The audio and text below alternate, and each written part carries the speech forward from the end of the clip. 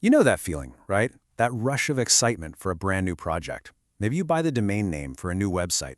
You meticulously outline your first novel, or you finally sign up for that gym membership. But then, something happens. Life gets in the way, and that brilliant idea just sits there.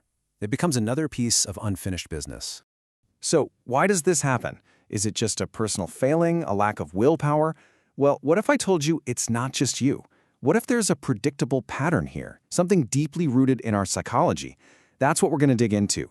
We're going to look at the science of why it's so hard to finish what we start and explore that whole journey from the big idea all the way to, well, hopefully, completion. Okay, so there's actually a scientific name for this. Researchers call it the intention-action gap. And it's exactly what it sounds like, right? It's that huge, mysterious space between saying you're going to do something and then actually, doing it. And as it turns out, that gap is basically a minefield of these fascinating and kind of sneaky psychological hurdles. All right, let's break this down. We'll start right at the beginning, the starting line. I mean, you'd think this would be the easiest part, wouldn't you? You're all fired up, you've got that initial burst of excitement, but believe it or not, research shows there are some really powerful forces that can stop us dead in our tracks before we even take that very first step. So this first hurdle is a weird one. It's kind of counterintuitive. It's the problem of having too many good options. It's a cognitive phenomenon called the paradox of choice. And the basic idea is this. We think we want more choices, but when we get them, our brains can just short circuit. We get stuck in what's called analysis paralysis, where we're so obsessed with picking the absolute perfect option that we end up just not choosing anything at all. And this isn't just a theory. There's some really solid research to back this up. For example, a huge study from 2003 by the psychologist Sheena Iyengar looked at the retirement savings plans for, get this, 800,000 employees, a massive sample size. And what she found was pretty shocking. For every 10 extra investment funds a company offered its employees, the number of people actually signing up dropped by 2%. Think about that. More choice literally led to less action. It's a perfect real-world example of this paradox in action. And you see this all the time in your own life, right? I mean, how many times have you sat down, opened a streaming service, scrolled for like half an hour, and then just turned it off and went to bed? You're overwhelmed by the choice. That sheer volume of options, it just fries our decision-making circuits. Okay, so another big barrier right at the starting line is something called anticipatory anxiety. Basically, it's the dread you feel just thinking about doing the thing. It's that feeling in the pit of your stomach. It's the reason why someone might buy a book on, say, organizing their life, but then never actually crack it open. The thought of confronting all that work is actually more stressful than the work itself. And that anxiety, all on its own, can be enough to stop you from ever starting. All right, so let's say you've managed to clear those first hurdles. You've actually started. Great. But now you enter the long, messy middle. This is the part of the journey where that initial excitement starts to wear off. And honestly, for a lot of projects, this is where they go to die. We tend to think of motivation like a gas tank, right? It just slowly depletes over time. But the research actually paints a different picture. It suggests our motivation often follows a U-shaped pattern. It's really high at the beginning, then it takes a nosedive in the middle, and then, if we make it that far, it shoots back up again as we get close to the finish line. This chart here is a great visualization of that U-shape.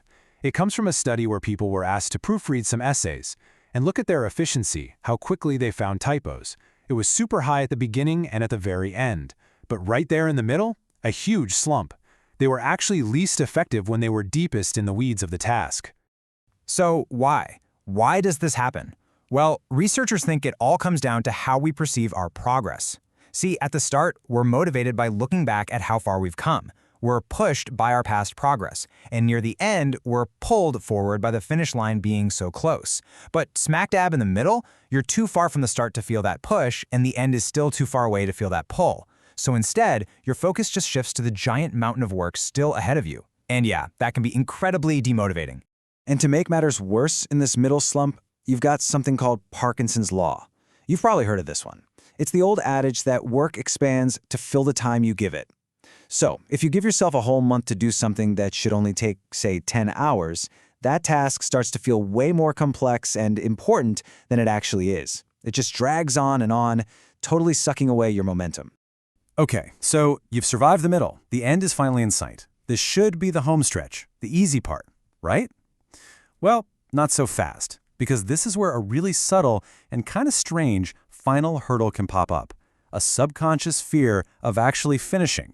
Psychologists have a name for this, inhibiting tactics. And they're basically these subtle, often totally unconscious ways we sabotage ourselves. And why would we do that?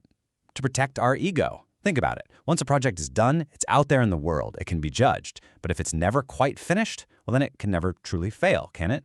And there's some classic ways we do this. First up, perfectionism. You're just endlessly tweaking because the finished version is never going to be as perfect as the idea you have in your head.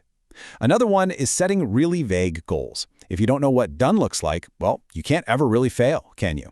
And of course, the big one, procrastination. It's the ultimate way to create a built-in excuse for why something didn't get done.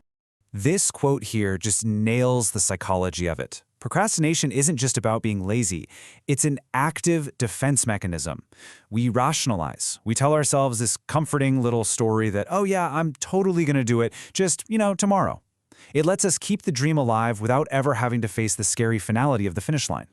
So, let's recap. We've got hurdles at the starting line, a huge slump in the middle, and this weird fear of the finish line. It's a total psychological minefield. So given all that, what can we do? What does the research say is the best way to navigate all this? Well, it seems to boil down to a really simple but incredibly profound shift in how we look at the whole thing. Okay, so here's our typical reaction when we hit a wall. Our default thought is usually something like, this is hard. I must not be good enough for this. I'm failing. But the research points us to a completely different and much more helpful reality. The struggle isn't a sign that you're failing. The struggle is a normal, expected, even necessary part of chasing any goal that's actually worth a damn. And this brings us to this really powerful idea called normalizing difficulty. It's so simple. Researchers have run experiments on this, and they found that one of the best motivational tools you can use is just telling people that the task they're doing is supposed to be hard, that it's difficult for everyone. This quote from a pretty recent study in 2022 sums it up perfectly. When we normalize the struggle, when we frame it as just part of the process, something weird happens. People actually start to see the goal as more attainable, not less. And why is that? It's because it completely changes the story we tell ourselves when things get tough. And that's the absolute key insight right there. When you normalize difficulty, you shift where you place the blame for the struggle. It's no longer, I'm struggling because there's something wrong with me. It becomes, I'm struggling because this is a hard thing to do. The goal is hard, you aren't broken. And that tiny little reframe is everything. It stops setbacks from feeling like this final judgment on who you are and turns them into what they actually are, just another part of the journey. So, this kind of leaves us with a big final thought, doesn't it? We spend so much time and energy trying to find hacks and tricks to make hard things feel easy. But what if that's the wrong approach? What if the real key isn't to avoid the struggle at all, but to completely change how we see it?